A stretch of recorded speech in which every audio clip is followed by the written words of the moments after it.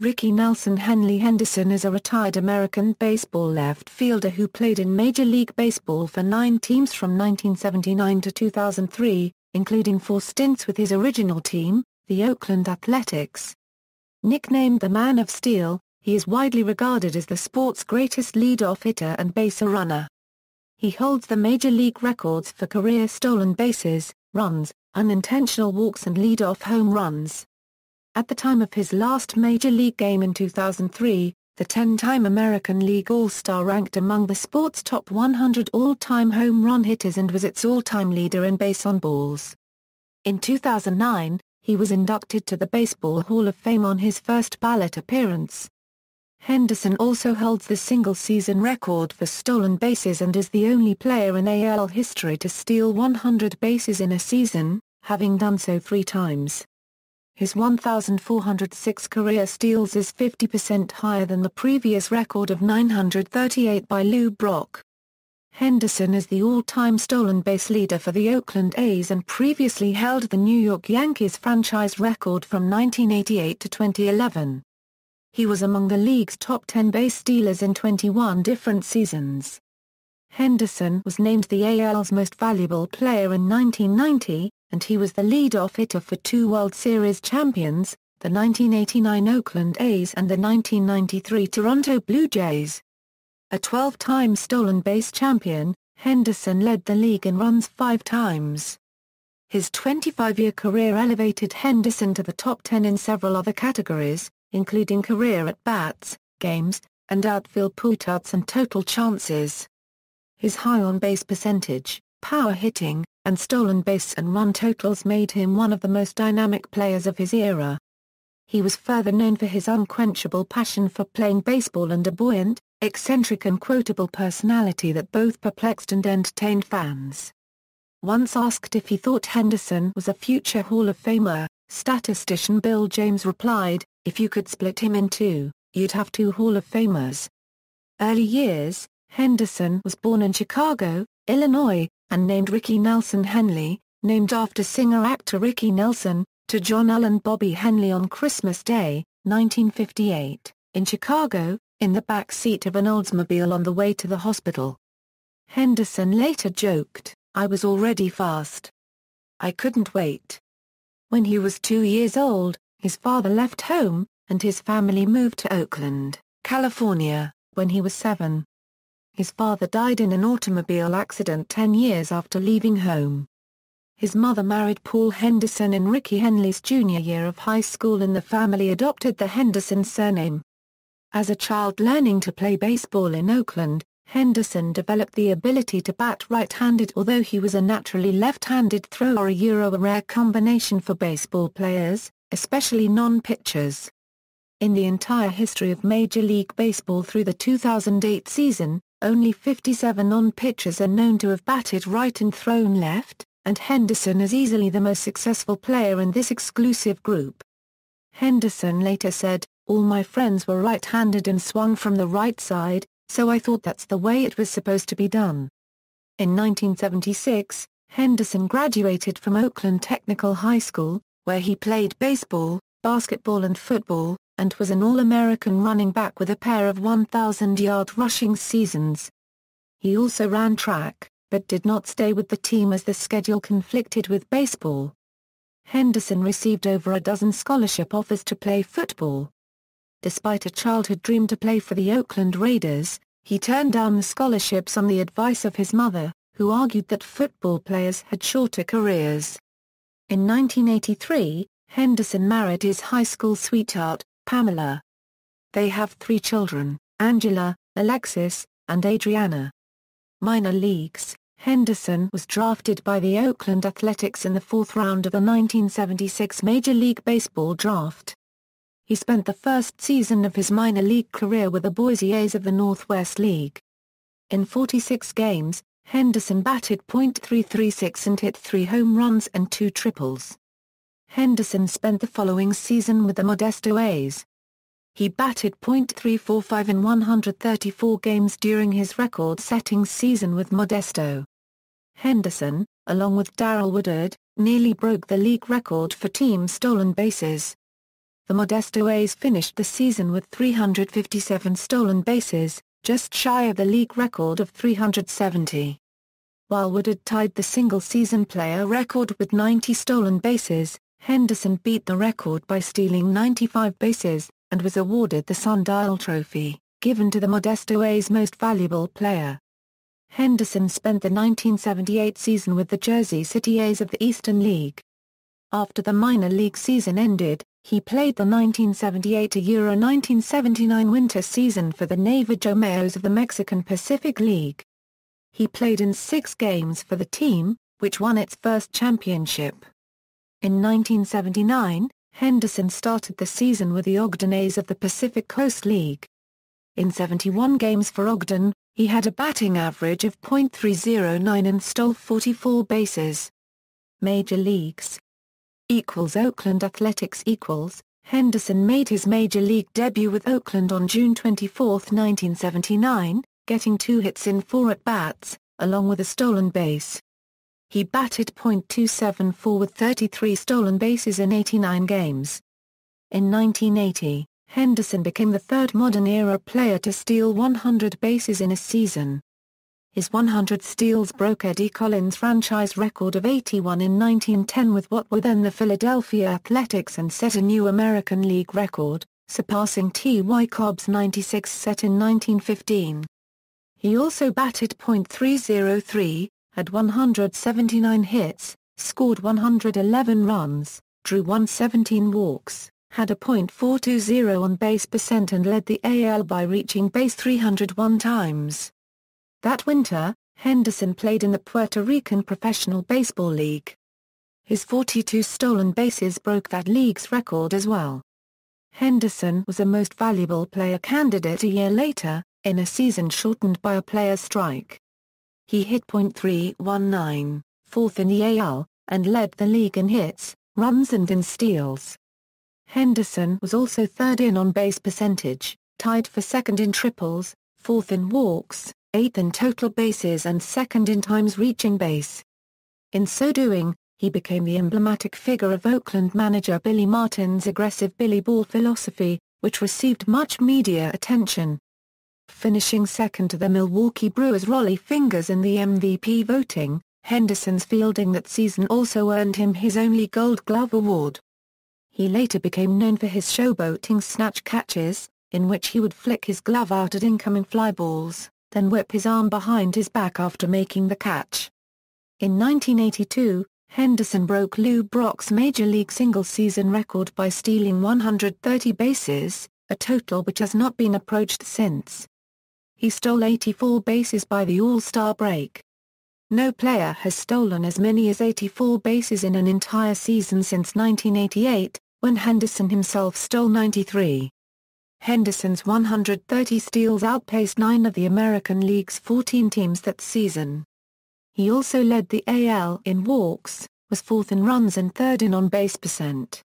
Henderson adopted an exaggerated crouch as his batting stance, which reduced his strike zone without sacrificing much power. Sports writer Jim Murray described Henderson's strike zone as being smaller than Hitler's heart. In 1982, he described his approach to Sports Illustrated. "I found that if I squatted down real low at the plate, I could see the ball better. I also knew it threw the pitcher off. I found that I could put my weight on my back foot and still turn my hips on the swing. I'm down so low I don't have much of a strike zone. Sometimes, walking so much even gets me mad." Last year Ed Ott of the Angels got so frustrated because the umpire was calling balls that would have been strikes on anybody else that he stood up and shouted at me, "Stand up and hit like a man. I guess I do that to people." Henderson made MLB history in 1983 with his third 100 runs/100 stolen bases/100 bases on balls season, when he led the AL with 108 stolen bases and 103 walks while finishing fourth scoring 103 runs. He was second with .414 on-base percent, tied for ninth in triples with 7 and fifth times on base, reaching 257 times. In the final season of his first stint in Oakland, Henderson started to develop more of a power stroke, hitting 16 home runs, leading the league in stolen bases, finishing second in runs scored and third in on-base percent. After the season he was traded to the New York Yankees. As his muscular frame developed, Henderson continued to improve as a hitter. His increasing power hitting ability eventually led to a record for home runs to lead off a game. During his career, he hit over 20 home runs in 4 different seasons, with a high of 28 in 1986 and again in 1990. New York Yankees. In December 1984, Henderson was traded to the New York Yankees along with Burt Bradley for 5 players, Tim Burtzis, Jay Howell, Stan Javier, Eric Plunk, and Jose Copyright Rijo.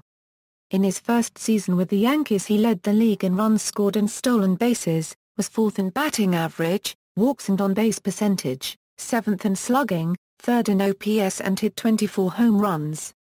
He also won the Silver Slugger Award, and was 3rd in the voting for the MVP award.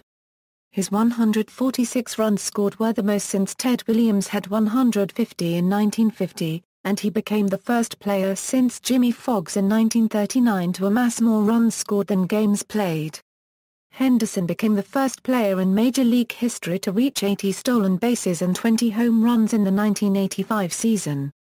He matched the feat in 1986, as did the Reds' Eric Davis. They remain the only players in Major League history who are in the 80/20 club. In 1986, he led the AL in runs scored and stolen bases for the second year in a row, and was 7th in walks and extra base hits while hitting 28 home runs, 9 of which led off games, and had 74 RBIs. In 1987 he had a below-average season by his standards, fueling criticism from the New York media, which had never covered Henderson or his eccentricities kindly. Yankees owner George Steinbrenner issued a press release claiming that manager Lou Piniella wanted to trade Henderson for Jaking it. Still, Henderson had his best on-base percentage to that point in his career, was 5th in the AL in stolen bases and hit 17 home runs despite playing only 95 games. It was the only season from 1980 to 1991 in which Henderson did not lead the AL in steals. Seattle's Harold Reynolds led the league with 60 steals. Reynolds tells the story of getting an impish phone call from Henderson after the season. The phone rings. "Henderson here. I say, hey, what's going on, Rickey? I think he's calling to congratulate me, but he goes, 60 stolen bases? You ought to be ashamed. Rickey would have 60 at the break." And then click, he hung up. In 1988, Henderson led the AL in steals, was 3rd in runs scored, 5th in OBP and 7th in walks, while hitting .305. Though only in New York for 4.5 seasons, Henderson set the Yankees franchise record with 326 stolen bases. The previous high had been held by Hal Chase. On May 28, 2011, Henderson's total was surpassed by Derek Jeter, who'd played 1,700 more games as a Yankee than Henderson. Second stint with the Oakland Athletics. Following a mid-season trade to Oakland in 1989, Henderson reasserted himself as one of the game's greatest players, with a memorable half-season in which his 52 steals and 72 runs scored led the A's into the postseason. His 126 walks for the year were the most for any AL hitter since 1970.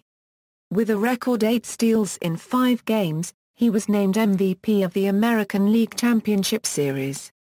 He hit .400 while scoring 8 runs and delivering 2 home runs, 5 runs batted in, 7 walks and a .000 slugging percentage.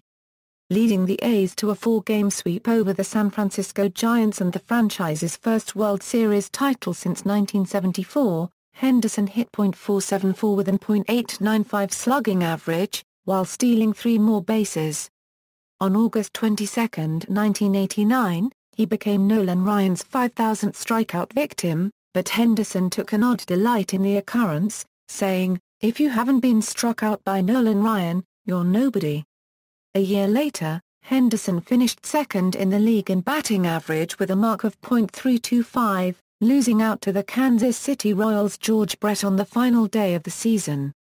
Henderson had a remarkably consistent season, with his batting average falling below .320 for only 1 game, the third of the year. Reaching safely by a hit or a walk in 125 of his 136 games, he led the league in runs, stolen bases, on-base percentage and OPS, was second in slugging percent, fourth in walks and extra base hits, sixth in home runs and total bases, and had 61 RBI. And Henderson won the AL's MVP award and helped Oakland to another pennant. He again performed well in the World Series, but the A's were swept by the underdogs Cincinnati Reds. On May 1, 1991, Henderson broke one of baseball's most noted records when he stole the 939th base of his career, one more than Lou Brock's total compiled from 1963 to 1979, mainly with the St. Louis Cardinals. In 1993, Henderson was having another outstanding season when he was traded to the Toronto Blue Jays at the trade deadline. In 90 games with Oakland, he was batting .327 with 17 home runs and 47 RBIs. He also had scored 77 runs, stolen 31 bases, drew 85 walks, had a .469 on-base percentage and was slugging .553. Toronto Blue Jays. In July 1993, the Athletics traded Henderson to the playoff-bound Toronto Blue Jays for Steve Karsay and Jose Copyright Herrera. He performed disappointingly for the Jays, hitting only .215 in 44 games, which was probably due to the fact that he fractured a bone on his hand early on with the team, after being hit by a pitch, although he still contributed 22 stolen bases and 37 runs scored. However, his hitting woes continued in the postseason, batting .120 in the American League Championship Series and .227 in the World Series. Nevertheless, Henderson was involved in the final play of the World Series that year in one fashion for which he was most known, as he and Paul Molitor scored on Joe Carter's series-ending home run. After winning his second World Series ring, this one with Toronto, he re-signed as a free agent with Oakland in December 1993. Third stint with the Oakland Athletics. In 1994 and 1995, Henderson finished in the top 10 in the league in walks, steals and on-base percentage. His .300 average in 1995 marked his sixth and final season in the AL with a .300 or better average. San Diego Padres.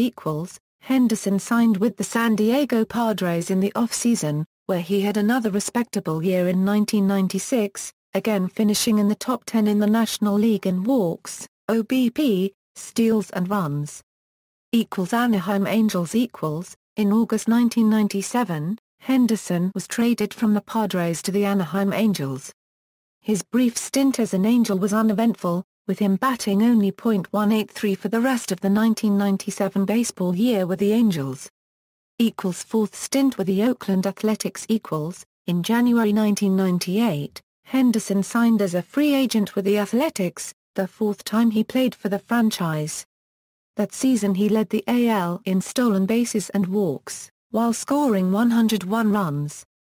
New York Mets. A year later, Henderson signed as a free agent with the New York Mets. In 1999, he batted .315 with 37 steals and was seventh in the NL in on-base percentage. His .423 OBP was his ninth year in a row above .400. Henderson was voted the 1999 National League Comeback Player of the Year. He wore number 24, which although not officially retired, had not been regularly worn by a Mets player since Willie Mays' retirement in 1973. Nonetheless, Henderson and the Mets were an uneasy fit. Following the Mets' loss in the 1999 NLCS, the New York press made much of a card game between Henderson and Bobby Bonilla. Both players had been substituted out of the lineup, and they reportedly left the dugout before the playoff game had concluded. Seattle Mariners. In May 2000, Henderson was released by the Mets, and quickly signed as a free agent with the Seattle Mariners. In only his second game as a Mariner, on May 20, Henderson hit a leadoff home run, thus becoming the third player to hit a home run in 4 different decades. Despite the late start, Henderson finished fourth in the AL in stolen bases. Second stint with the San Diego Padres. A free agent in March 2001, Henderson returned to the Padres. During the 2001 season, he broke 3 Major League career records and reached an additional major career milestone. He broke Babe Ruth's record of 2,062 career walks, T.Y. Cobb's record of 2,246 career runs, and Zach Wheat's record of 2,328 career games in left field, and on the final day of the season collected his 3,000th career hit, a leadoff double off Rockies pitcher John Thompson. That final game was also Padre legend Tony Gwynn's last major league game, and Henderson had originally wanted to sit out so as not to detract from the occasion, but Gwynn insisted that Henderson play. After scoring the game's first run, Henderson was removed from the lineup. With Gwynn having 3,141 hits, it was just the second time in Major League history that a pair of teammates each had 3,000 career hits. T.Y. Cobb and Tris Speaker had previously played many games together for the 1928 A's. At the age of 42, in his last substantial Major League season, Henderson finished the year with 25 stolen bases, 9th in the NL. It also marked his 23rd consecutive season with more than 20 steals. Of the 10 top base stealers who were still active as of 2002, the other 9 each stole fewer bases in 2002 than the 42-year-old Henderson. Boston Red Sox. In February 2002, Henderson signed as a free agent with the Boston Red Sox, where at age 43 he became the oldest player to play center field in Major League history when he replaced Johnny Damon for 3 games in April and another in July. Henderson's arrival was marked by a statistical oddity. During the January 2, 22 years from his June 1979 debut through the end of the 2001 season, he had stolen more bases by himself than his new team had, 1,395 steals for Henderson, 1,382 for the Boston franchise. The Red Sox finally passed Henderson on April 30, 2002. At 43, Henderson was the oldest player in the American League. Newark Bears, Los Angeles Dodgers. As the 2003 season began, Henderson was without a team for the first time in his career. He played in the Independent Atlantic League with the Newark Bears, hoping for a chance with another major league organization. After much media attention, the Los Angeles Dodgers signed him over the All-Star break after he was named the league's All-Star Game MVP. Retirement. Before the 2003 season, his last in the majors, Henderson discussed his reputation for hanging on to his lengthy baseball career. "Each and every day I set a record, but we never talk about it. We'll talk about a home run hitter 24/7. Well, they haven't broken any all-time records, but they hit homers, and that's what matters nowadays. You continue playing, you accomplish a lot, and you'd think people would look at it as a fantastic career. Instead, Rickey thinks people want Rickey to quit more than anything." Henderson played his last major league game on September 19, 2003. He was hit by a pitch in his only plate appearance, and came around to score his 2,295th run. Though it became increasingly unlikely that he would return to major league action, his status continued to confound, as he publicly debated his own official retirement from professional baseball. After leaving the Dodgers, Henderson started his second consecutive season with the Newark Bears in the spring of 2004. In 91 games he had a .462 OBP, with more than twice as many walks as strikeouts, and stole 37 bases while being caught only twice. On May 9, 2005, Henderson signed with the San Diego Surf DAWGS of the Golden Baseball League, an independent league. This was the Surf Dogs and the Golden Baseball League's inaugural season, and Henderson helped the team to the league championship. In 73 games he had a .456 OBP, with 73 walks while striking out 43 times, and 16 steals while being caught only twice. It would be his final professional season. Henderson would not accept the end of his major league career. In May 2005, he was still insisting that he was capable of playing in the major leagues. NBC and ESPN reported that Henderson had announced his much-delayed official retirement on December 6, 2005, but his agent denied the report the following day. On February 10, 2006, he accepted a position as a hitting instructor for the Mets, while leaving the door open to returning as a player. In July 2006, Henderson discussed an offer he'd received to rejoin the Surf DAWGS for the 2006 season, which would have been his 31st in professional baseball, but suggested he'd had enough. But 6 weeks later, on August 11, he claimed it's sort of weird not to be playing, but I decided to take a year off, adding, "I can't say I will retire. My heart is still in it. I still love the game right now, so I'm going to wait it out and see what happens." On May 18, 2007, the San Francisco Chronicle reported that Oakland general manager Billy Beane was considering adding Henderson to the roster for one game in September, provided it did not infringe on the integrity of the roster or of the season, so that Henderson could retire as an Oakland A's player. A month later, Henderson appeared to reject the overture, saying, "One day? I don't want one day. I want to play again, man. I don't want nobody's spot. I just want to see if I deserve to be out there. If I don't, just get rid of me, release me. And if I belong, you don't have to pay me but the minimum €1, and I'll donate every penny of that to some charity. So, how's that hurting anybody? Don't say goodbye for me. When I want that one day they want to give me so bad, I'll let you know." The Athletics retired Henderson's number 24 on August 1, 2009. Henderson finally conceded his official retirement on July 13, 2007, "I haven't submitted retirement papers to MLB, but I think MLB already had their papers that I was retired." Characteristically, he added, "If it was a situation where we were going to win the World Series and I was the only player that they had left, I would put on the shoes." Contrary to speculation, Henderson's refusal to officially retire had not been delaying his eligibility for Hall of Fame induction.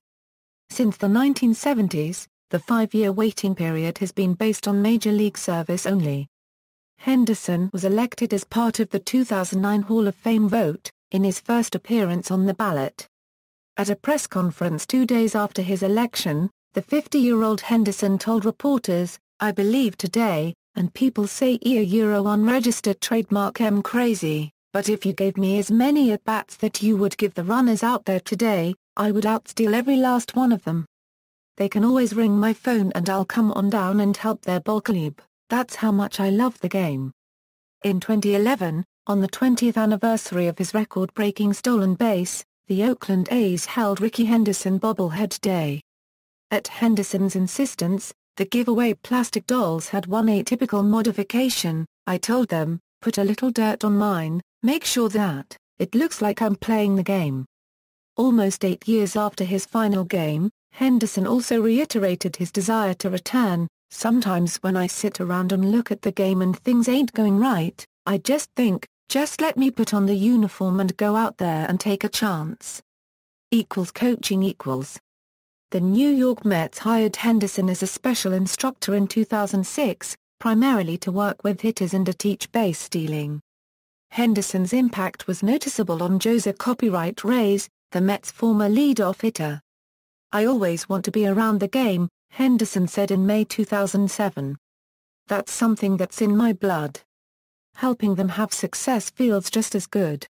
On July 13, 2007, the Mets promoted Henderson from special instructor to first base coach, replacing Howard Johnson, who became the hitting coach. Henderson was not retained as a coach for 2008. Henderson has periodically been a special instructor in the Athletics spring training camps. In 2010, he worked on base stealing and outfield drills. Image and Personality, Sports Illustrated's Tom Verducci wrote in 2003, "There are certain figures in American history who have passed in the realm of cultural mythology, as if reality could no longer contain their stories." Johnny Appleseed, Wild Bill Hickok, Davy Crockett, Rickey Henderson. They exist on the sometimes narrow margin between fact and fiction. Henderson was known for being an illist, referring to himself in the third person. One unconfirmed story reports seeing him standing naked in front of a mirror before a game, practicing his swing. and declaring, "Rickey's the best. Rickey's the best." According to Verducci, during one off-season, Henderson called Padres general manager Kevin Towers and left this message: "Kevin, this is Rickey. Calling on behalf of Rickey. Rickey wants to play baseball." However, Henderson denied that this happened in a February 26, 2009 interview on Mike and Mike in the Morning. In 2003, he discussed his unusual phraseology, saying, "People are always saying, 'Rickey says Rickey.' But it's been blown way out of proportion. Rickey says it when Rickey doesn't do what Rickey needs to be doing. Rickey uses it to remind himself, like, 'Rickey, what you doing, you stupid?' Rickey's just scolding himself." Henderson did use the first-person pronoun on occasion, such as when he defended his position during a contract dispute, "All I'm asking for is what I want." Henderson was so proud of a $1 million signing bonus that he framed it instead of cashing it, thus losing several months' interest. In 2002, following an argument with pitcher Orlando Hernandez, Henderson stated, "He needs to grow up a little bit. I ain't a kid. When I broke into the game, he was crawling on his hands and knees. Unless he's as old as I am. He probably is." There are many unconfirmed stories about Henderson. A Padres teammate once offered him a seat anywhere on the bus, saying that Henderson had tenure. Henderson supposedly replied, "10 years? What are you talking about? Rickey got 16, 17 years." One widely reported story was a fabrication that began as a clubhouse joke made by a visiting player. While playing for Seattle in 2000, Henderson was said to have commented on first baseman John Olerud's practice of wearing a batting helmet while playing defense, noting that a former teammate in Toronto did the same thing. Olerud was reported to have replied, "That was me." The two men had been together the previous season with the 1999 Mets, as well as with the 1993 world champion Blue Jays. Several news outlets originally reported the story as fact. Verducci wrote, "Rickey is the modern-day Yogi Berra, only faster." Henderson himself is resigned to his persona, "A lot of stuff they had me doing or something they said I had created, it's comedy. I guess that it's how they want to judge me, as a character." Legacy. On May 1, 1991, Henderson stole his 939th base to pass Lou Brock and became the sport's all-time stolen base leader. Henderson's speech after breaking Brock's record was similar to the standard victory or award speech.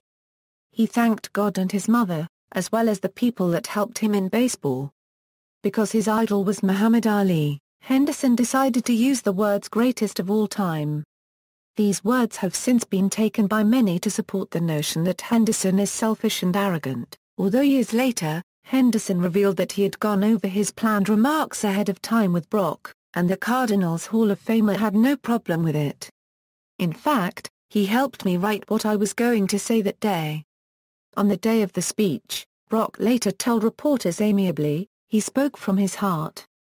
Brock and Henderson had had a friendly relationship ever since their first meeting in 1981. Brock pronounced the young speedster as the heir to his record, saying, "How are we gonna break it?"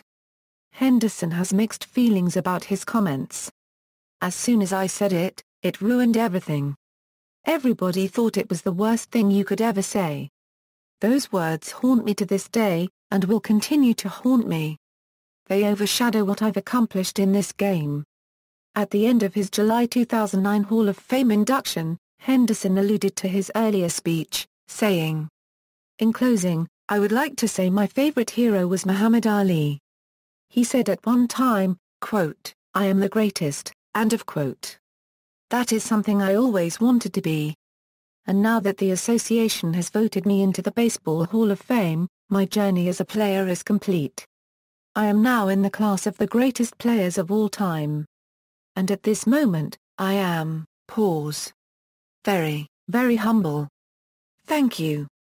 Asked if he believes the passage of time will improve his reputation, Henderson said, "If you talk about baseball, you can't eliminate me, because I'm all over baseball. It's the truth. Telling the truth isn't being cocky.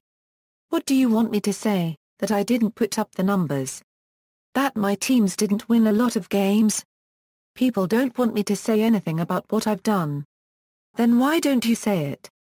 Because if I don't say it and you don't say it, nobody says it. Henderson had 468 more stolen bases in his career than Brock, one short of 50% more than the game's second most prolific base stealer. In 1993, Henderson stole his 1,066th base, surpassing the record established 10 years earlier by Yutaka Fukumoto for the Hankei Braves in Japan's Pacific League. In his prime, Henderson had a virtual monopoly on the stolen base title in the American League.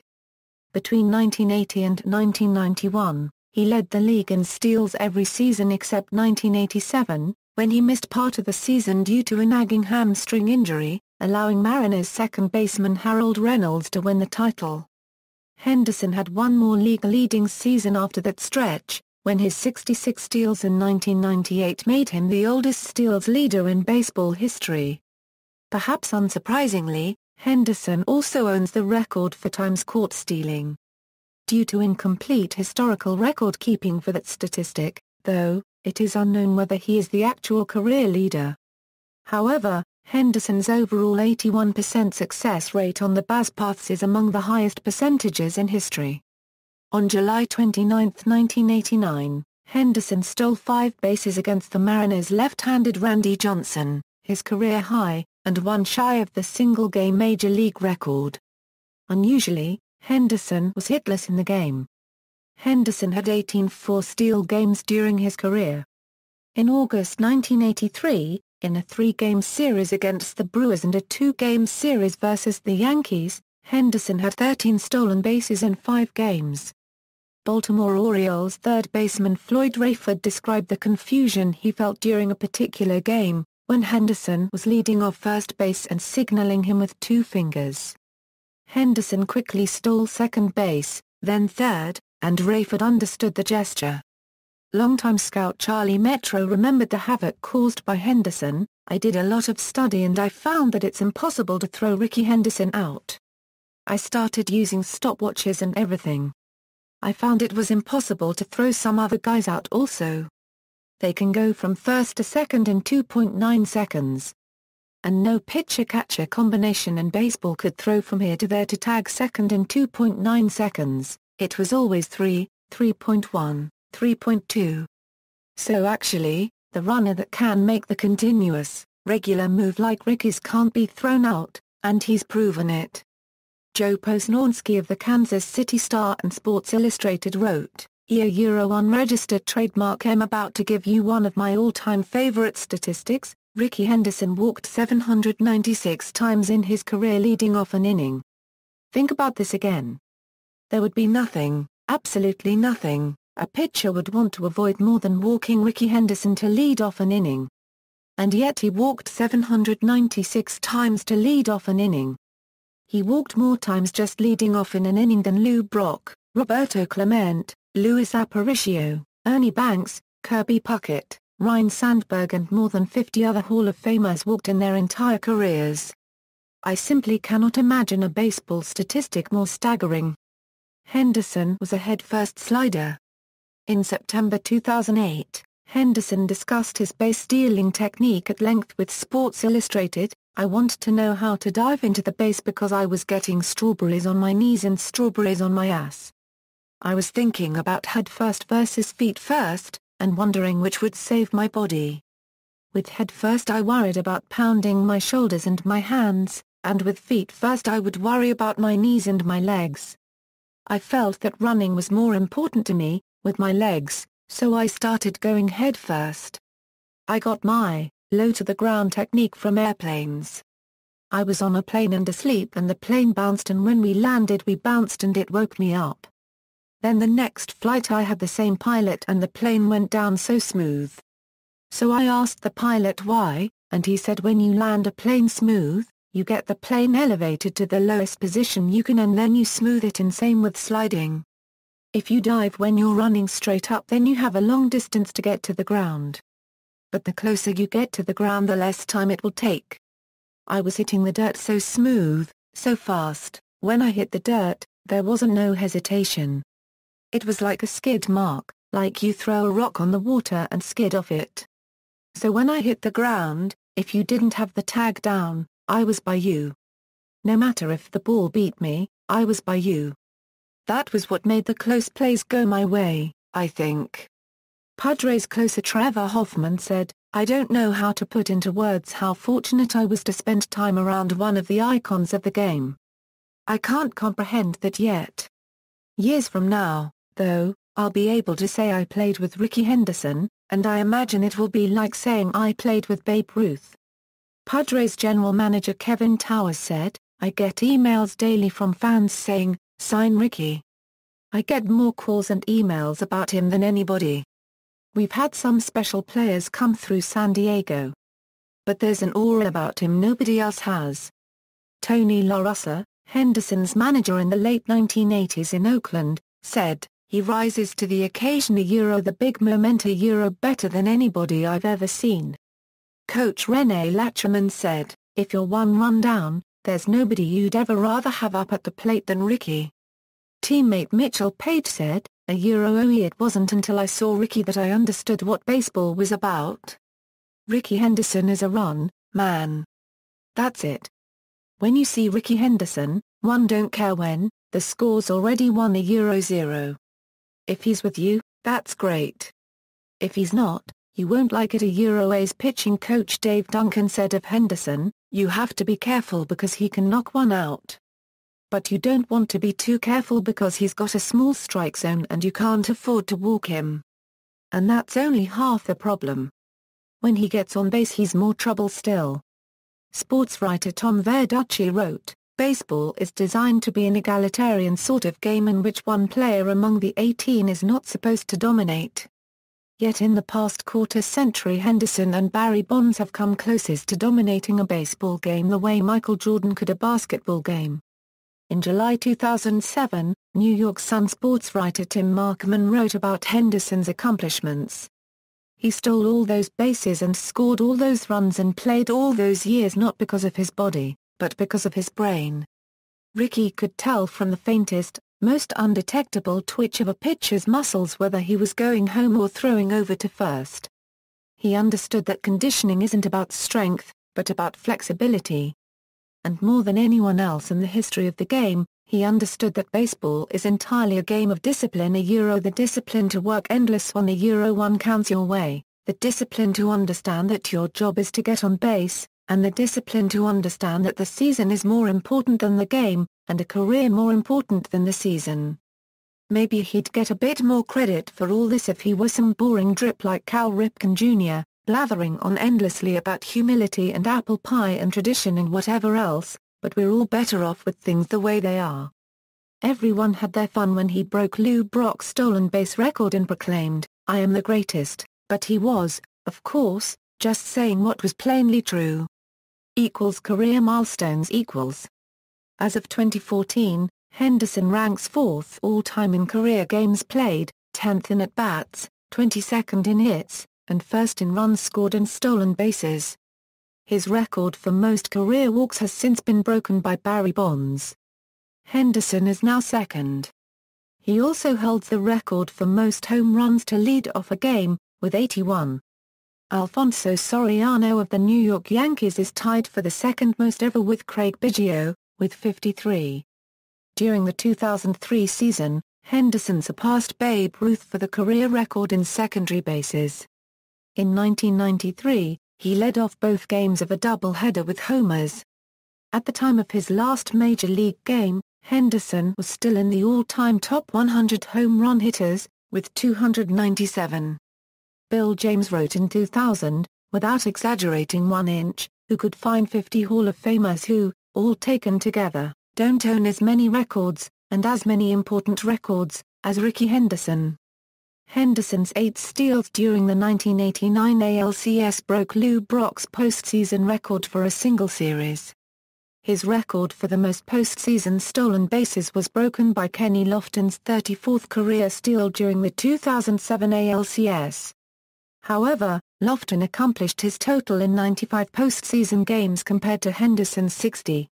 Henderson is the only American League player to steal more than 100 bases in a single season, and he is the all-time stolen base leader for the Oakland A's. In 1999, before breaking the career records for runs scored and walks, Henderson was ranked number 51 on the Sporting News list of the 100 greatest baseball players, and was a nominee for the Major League Baseball All-Century team. In 2005, the Sporting News updated their 100 greatest players list, and Henderson had inched up to number 50.